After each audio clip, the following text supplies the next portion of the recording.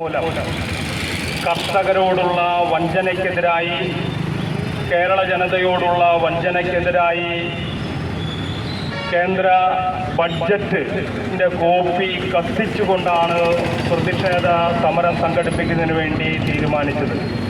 അതിൻ്റെ അടിസ്ഥാനത്തിലാണ് കർഷക സംഘം ഇരിഞ്ഞാലക്കുട ഏരിയ കമ്മിറ്റിയുടെ നേതൃത്വത്തിൽ ഇരിഞ്ഞാലക്കുടയിൽ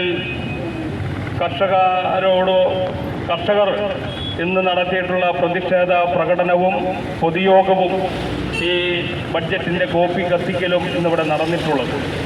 നമുക്കെല്ലാവർക്കും അറിയാവുന്നതുപോലെ തന്നെ മോഡി ഗവൺമെൻറ്റിൻ്റെ മൂന്നാം വട്ടം അധികാരത്തിൽ വന്നതിന് ശേഷം സമ്പൂർണ്ണ ബഡ്ജറ്റ്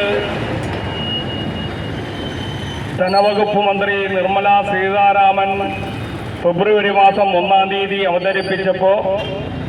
അവതരിപ്പിക്കുന്നതിന് മുൻപ് തന്നെ സാമ്പത്തിക സർവേ റിപ്പോർട്ട് പുറത്തു വന്നിട്ടുണ്ടായിരുന്നു.